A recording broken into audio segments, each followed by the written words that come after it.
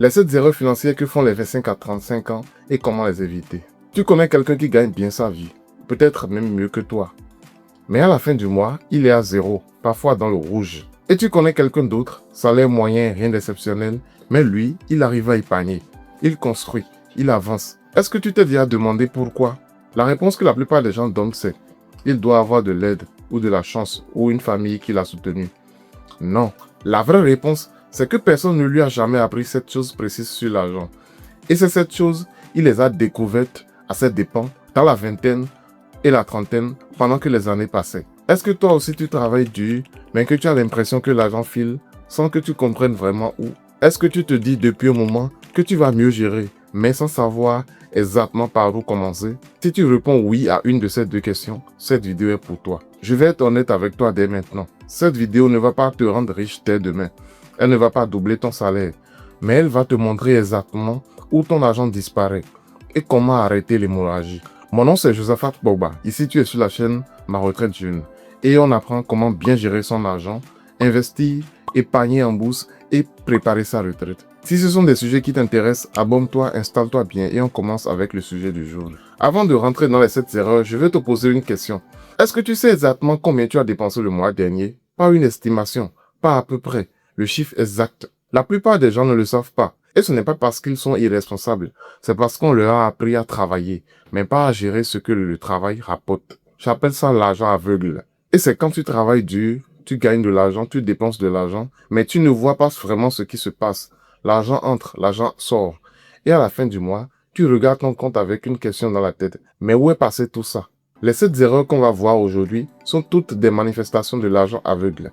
Des angles morts financiers que la majorité des 25 à 35 ans ont sans même le savoir. Et la bonne nouvelle, c'est que chaque angle mort qu'on identifie ensemble aujourd'hui, c'est de l'argent que tu récupères. Commençons tout de suite par la première erreur. Et celle-là, elle concerne presque tout le monde. Erreur numéro 1. Dépenser ce qui reste au lieu d'épargner ce qui reste. Voilà comment fonctionne la majorité des gens. Le salaire arrive, on paye le loyer, on fait les courses, on règle les factures, on sort un peu, on aide la famille et à la fin du mois, s'il reste quelque chose, on met de côté. Le vrai problème, c'est qu'il ne reste presque jamais quelque chose à la fin du mois. Parce que les dépenses, elles s'adaptent toujours au montant disponible. Plus tu as d'argent visible sur ton compte, plus tu dépenses. C'est un mécanisme psychologique documenté.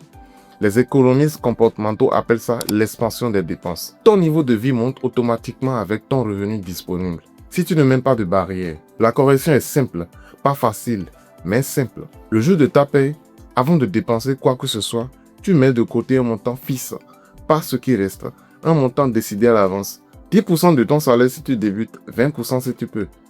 Peu importe le chiffre, le plus important c'est que ça soit automatique et non négociable. Si tu gagnes par exemple 150 000 par mois, soit environ 230 euros, 10% c'est 15 000 francs. Moins de 500 francs par jour, c'est accessible. Et sur 10 ans, on va voir ce que ça devient. Mais d'abord, l'erreur numéro 2. Parce qu'elle rend l'erreur numéro 1 encore plus grave. Erreur numéro 2. Vivre sans budget, même approximatif. Beaucoup de gens entendent le mot budget et ils imaginent un tableau Excel compliqué, des colonnes, des formules, quelque chose de fastidieux. Ce n'est pas ce dont je parle. Un budget dans sa forme la plus simple, c'est juste répondre à 3 questions avant la fin du mois. Combien je gagne? Combien je dois dépenser en obligations fixes? Loyer, transport, nourriture, facture. Et combien il me reste pour le reste? Épargne, loisirs, famille. 3 chiffres, c'est tout. Sans ces 3 chiffres, tu navigues à l'aveugle. Tu prends des décisions financières sans information. C'est comme conduire de nuit sans phare. Tu avances, mais tu ne vois rien venir. Selon une étude de la Banque mondiale publiée en 2022 sur les comportements financiers des ménages en Afrique subsaharienne, moins de 30% des adultes de la région déclarent suivre leurs dépenses de manière régulière. 70% naviguent donc à vue. Et ça, c'est l'argent aveugle dans toute sa puissance. Ces 2 premières erreurs sont les fondations. Si tu les corriges, tout le reste devient plus facile. Mais il y a une erreur que je rencontre encore plus souvent. Et celle-là, elle a un coût chiffrable. Un coût qu'on va calculer ensemble maintenant. Erreur numéro 3. Reporter l'épargne à quand j'aurai un meilleur salaire ou un meilleur revenu. C'est l'erreur la plus coûteuse de cette liste. Pas la plus visible, mais la plus douloureuse sur le moment. Mais la plus coûteuse. Mathématiquement, sans discussion possible. Et voilà pourquoi. Prenons 2 personnes, appelons-les Jean et Jacques. Ils ont tous les deux 22 ans. ils gagnent le même salaire et ils ont tous les deux l'intention d'épargner un jour. Jean commence aujourd'hui. Il met de côté 50 000 francs par mois, soit environ 75 euros. Il place cet argent dans un produit qui lui rapporte environ 6% par an. Un taux réaliste sur la bière vierge ou dans certains fonds d'épargne disponibles en Afrique de l'Ouest. Jacques, quant à lui, il attend. Il se dit qu'il commencera quand il aura une promotion, quand les conditions seront meilleures. Il commence finalement à 32 ans, soit 10 ans plus tard, avec le même montant, le même taux. À 52 ans, voilà ce que les chiffres donnent. Jean a accumulé environ 47 millions de francs CFA, soit environ 111 000 euros, seulement en épargnant 50 000 francs par mois. Jacques, quant à lui, il a environ 23 millions de francs CFA, soit approximativement 135 000 euros. La différence, c'est 24 millions de francs CFA, soit environ 36 000 euros. Maintenant, est-ce que tu réalises ce que ça représente concrètement? 24 millions de francs CFA, c'est environ 13 ans de salaire pour un jeune cadre moyen au Bénin. C'est le prix d'un terrain bien situé en périphérie de Cotonou. C'est plus de 6 ans de loyer à Cotonou payé d'avance. Tout ça, pas à cause d'une mauvaise décision d'investissement, pas à cause d'une crise économique, juste à cause de 10 ans d'attente. Et voilà ce qui rend cette erreur encore plus cruelle. Jacques n'a pas arrêté d'épargner pendant 10 ans. Il a juste attendu de commencer. Il a travaillé. Il a été sérieux. Il a eu l'intention d'épargner. Mais l'intention sans l'action ne rapporte rien. Chaque année que tu attends ne te coûte pas une année d'épargne. Elle te coûte des millions de francs CFA sur le long terme. Ce delta de 24 millions, c'est le vrai prix de la phrase « Je commencerai quand j'aurai un meilleur salaire ou un meilleur revenu ». Et si tu as entre 25 et 35 ans aujourd'hui, tu as encore de la fenêtre. La fenêtre où commencer maintenant change encore tout. Mais cette fenêtre se referme. Chaque année qui passe, le coût de l'attente augmente. On consacrera une vidéo entière aux intérêts composés parce que ce mécanisme mérite qu'on l'explore en profondeur. Mais retiens ce chiffre aujourd'hui, 24 millions de francs CFA, c'est le prix de l'attente. Erreur 4, garder son argent inactif sans le faire travailler. Celle-là, on en a déjà parlé dans la vidéo sur l'inflation. Je te mets le lien en description si tu ne l'as pas encore vu. C'est exactement la prochaine étape après ce qu'on vient de voir ensemble. Mais je veux bien te rappeler un chiffre ici parce qu'il est brutal. 1 million de francs CFA laissé sans rendement pendant 10 ans, avec une inflation moyenne de 4% par an dans la zone UEMOA selon les données de la BCEAO. Ce million ne vaut plus que l'équivalent de 675 000 francs en pouvoir d'achat réel. Tu n'as rien dépensé, tu n'as rien perdu, mais tu t'es appauvri de 325 000 francs, soit environ 500 euros, en faisant absolument rien. L'argent inactif ne reste jamais neutre, il recule, toujours. Ces deux erreurs, reporter et laisser dormir, sont les deux faces d'un même problème. Le temps. On sous-estime ce que le temps fait à l'argent, dans les deux sens. Maintenant, on va parler de quelque chose de plus difficile. Quelque chose dont on parle rarement dans la vidéo finance, parce que ça touche à la culture, à la famille, à l'identité. Si cette vidéo t'apporte quelque chose jusqu'ici, si tu te reconnais dans une de ces erreurs, clique sur le pouce en l'air maintenant. C'est gratuit pour toi et ça aide énormément cette chaîne à grandir. On continue. Erreur numéro 5. Céder à la pression sociale et familiale. Je vais être honnête avec toi sur ce point. C'est l'erreur la plus difficile à corriger. Pas parce qu'elle est complexe financièrement, mais parce qu'elle touche à quelque chose de profond. La famille, le respect, l'image qu'on renvoie à sa communauté, etc. Et chez nous, en Afrique de l'Ouest, il y a une réalité que personne n'ose nommer clairement dans les vidéos finances. Les dépenses sociales peuvent représenter une part massive du budget d'un jeune actif. Les cérémonies, les baptêmes, mariages, funérailles, fêtes de famille, les cadeaux obligatoires, l'aide aux proches qui deviennent une contribution mensuelle non négociable, le téléphone dernier cri pour ne pas faire honte, la tenue nulle pour chaque occasion, etc. Et là, je vais te raconter quelque chose. J'ai un ami, sérieux travailleur, quelqu'un qui a vraiment la tête sur les épaules. Il gagne correctement sa vie, mais chaque fin d'année, il est à zéro, parfois en dette. Pourquoi? Parce qu'en janvier, décembre, il y a eu un mariage dans la famille, 2 baptêmes, un funérail, une fête de quartier. Et chaque fois, il fallait être là, il fallait montrer. Parce que sinon, les commentaires commencent. Il a changé depuis qu'il travaille. Il se croit supérieur. Il oublie d'où il vient, etc. Alors il donne, il dépense, il sourit.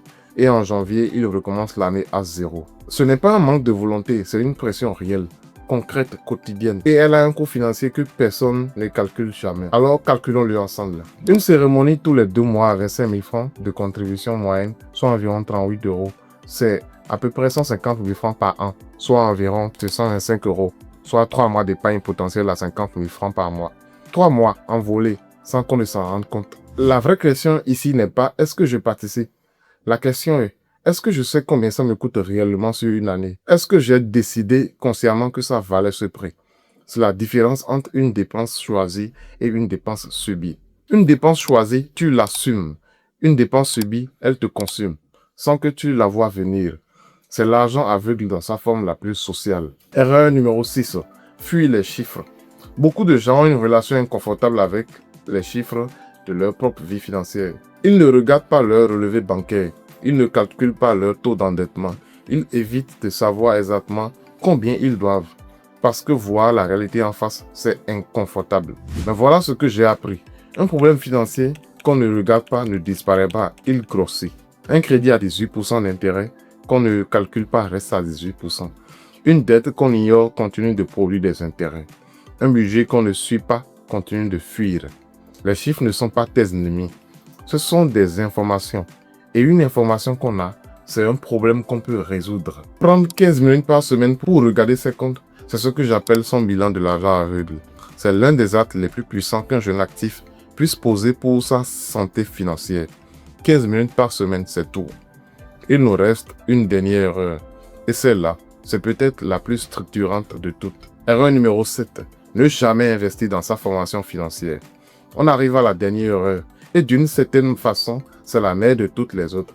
Parce que les 6 erreurs qu'on vient de voir, dépenser avant d'épargner, vivre sans budget, reporter, laisser dormir son argent, céder à la pression sociale, fuir les chiffres, elles ont toutes la même racine. Personne ne nous a appris à lire un relevé bancaire. Personne ne nous a expliqué ce qu'est un taux d'intérêt composé. Personne ne nous a montré comment construire un patrimoine avec un salaire ordinaire. Et dans ce vide, on improvise. On copie ce qu'on voit autour de soi.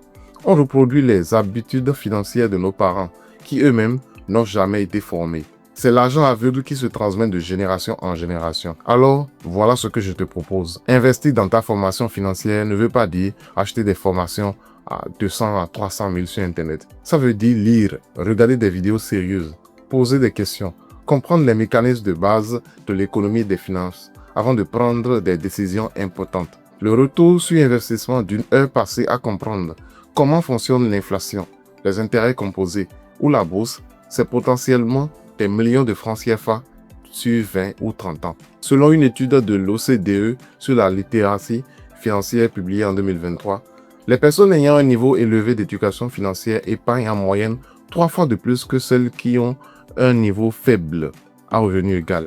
3 fois plus à revenu égal. En effet, ce n'est pas le salaire qui fait la différence, c'est plutôt la connaissance. Et ça, aujourd'hui, c'est accessible à tout le monde et gratuitement. Alors, qu'est-ce qu'on retient de tout ça? Cette erreur, une seule racine, l'argent aveugle, le fait de travailler dur sans vraiment voir ce qui se passe avec ce qu'on gagne. Dépenser avant d'épargner, vivre sans budget, reporter à plus tard, laisser dormir son argent, céder à la pression sociale sans calculer, fuir les chiffres, ne jamais se former. Tu n'as pas besoin de corriger les 7 erreurs en même temps. Choisis une erreur, la plus parlante pour toi, et commence par elle cette semaine. Une seule, c'est suffisant pour commencer à voir différemment. Parce que retiens une seule phrase de cette vidéo si tu n'en retiens qu'une. Ce n'est pas ton salaire qui construit ton patrimoine. C'est ce que tu fais avec lui dans les 10 premières années. Si cette vidéo t'a ouvert les yeux sur une de ces erreurs, clique sur le pouce en l'air, c'est gratuit pour voir. Et ça aide énormément cette chaîne à grandir. Partage-la à un ami qui a besoin d'entendre cela. Et dis-moi dans les commentaires laquelle de ces 7 erreurs tu reconnais dans ta propre vie. Sois honnête, je lis tout. Et si tu veux comprendre exactement comment ton argent perd de la valeur, j'ai une vidéo complète sur l'inflation. Je te mets le lien en description. Abonne-toi si ce n'est pas encore fait parce que chaque semaine sur cette chaîne, on parle de sujets qui vont changer ta façon de voir l'argent, la vie et ta construction personnelle. À la semaine prochaine sur ma retraite jeune. Ciao.